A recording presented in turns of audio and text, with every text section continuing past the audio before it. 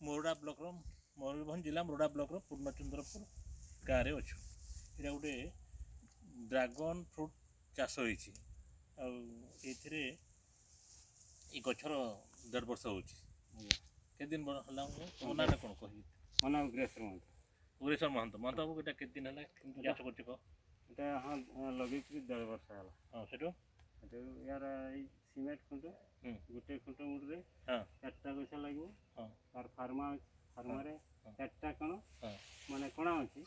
ये एठू गला कणारे गला भिन्न फलला तार एटा ड्रिप लाइन अच्छी घंटारे 4 लीटर पानी पड़ो से लाइन बढ़िया। अच्छा तुम्हें केतेटा गछ लगे एटी 1020टा खुंट अच्छी केते बिकलो एक वर्ष वर्ष हाँ 7 लाख भर टंका बिकले 7 लाख बिकसे